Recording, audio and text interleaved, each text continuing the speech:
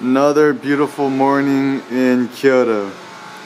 Alright, so looks like my GoPro is dying, so I'll just do a video on this.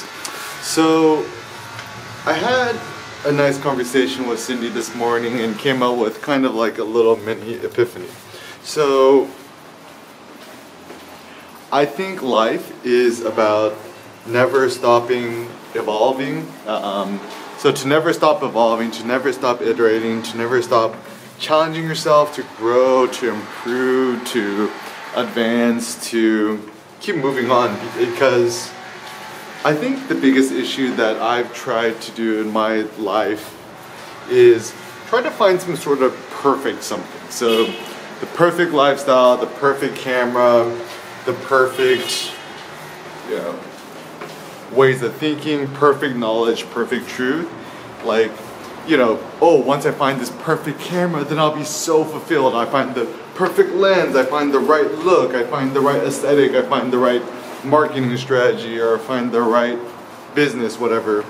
But the problem is, no matter what you do in life or discover, sooner or later it's gonna get a little bit boring to you, or it's just gonna not interest you enough, or it's not gonna challenge you enough. So for example, let's say, your life's dream is, okay, I want the perfect camera. So let's say you go out and you buy a new digital Leica, let's say, and you drop, let's say, $10,000 on the camera and the lens. So you got the Leica M10, you got a 35 f2 Summicron spherical, and so okay, I got the perfect photography setup.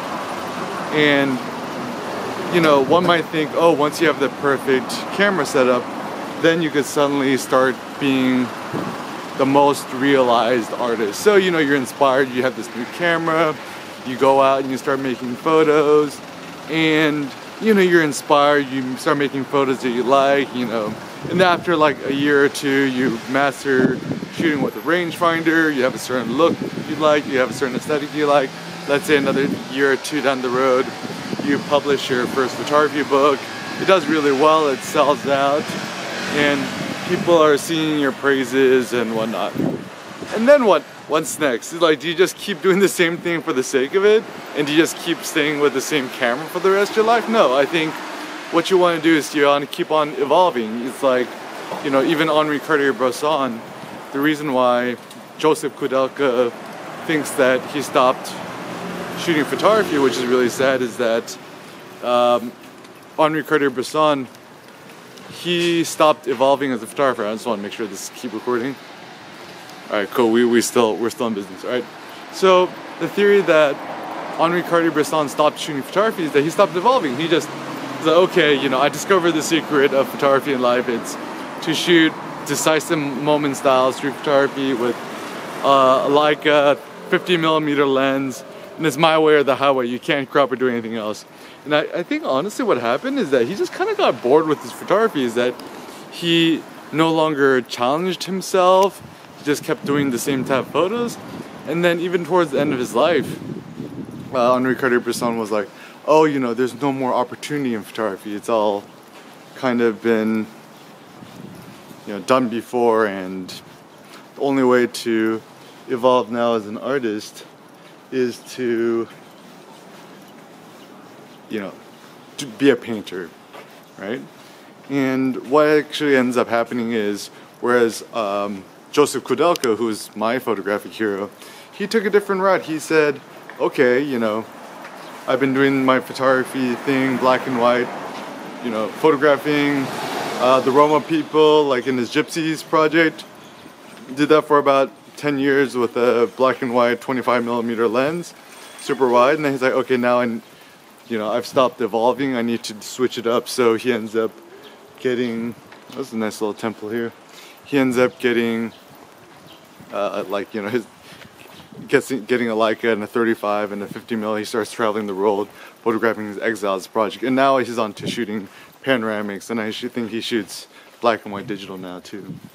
So I think it's such a nice temple, it's so quiet here.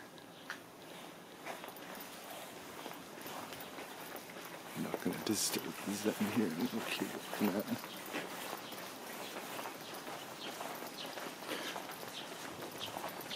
Man, the thing I love about Kyoto are just, it's maybe not necessarily being in Kyoto. Yeah, actually Kyoto's pretty nice. Really beautiful architecture and stuff. It's just nice and quiet here in the back roads.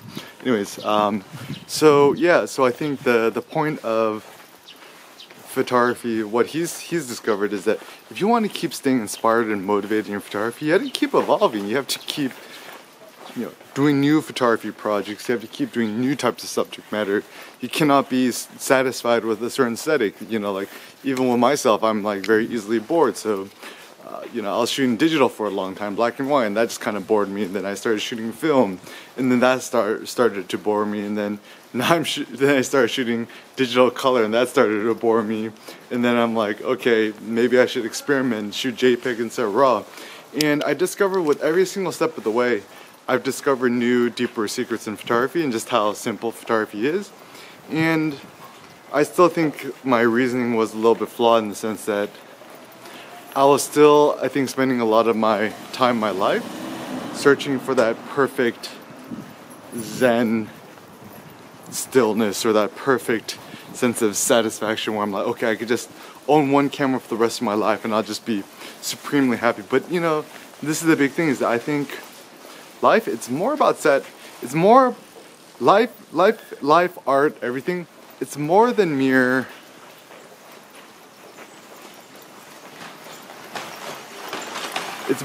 happiness. I don't think the point of life is to be happy, and this is kind of a controversial thing because, you know, I don't know, a tree's happy, you know, or, you know, cows before they get slaughtered are happy. It's not the point of life to be happy. I think the point of life is to evolve. The point of life is to drive evolution. The point of life is to push the human race forward, because after we're dead, and that's it.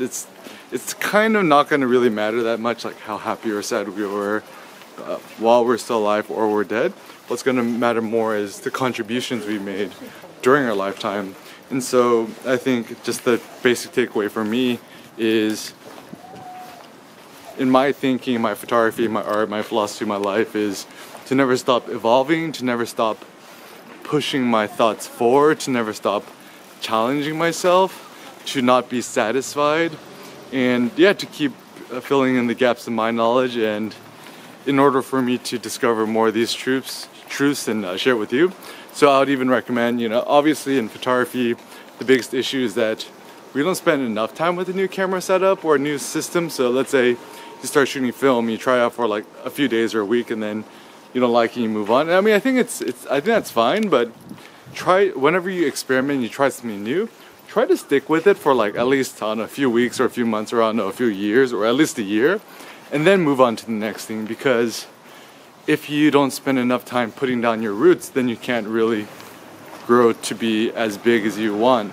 So even if you take this tree analogy a little bit further, perhaps the secret is for you to, you know, give yourself some time not to move too much, is that dig in, put down your roots. And as you're growing up to be a bigger tree and a redwood, you start to branch off in different directions. You don't just keep going the same path, you just keep branching off and keep evolving. So even for me in street photography, I'm like evolving within street photography. I'm doing more stuff on like photography entrepreneurship, and I don't want to just keep doing the same thing for the rest of my life. And it could be very subtly different and just changing things up, right? So that's the big takeaway. Never stop evolving, never stop exploring. I'll keep sharing some new ideas and thoughts on life, philosophy, etc. Thanks so much for watching, guys, and believe in yourself. I believe in you. Don't let the naysayers or the haters get you down. Be a yes-sayer, be a yay-sayer. Peace out.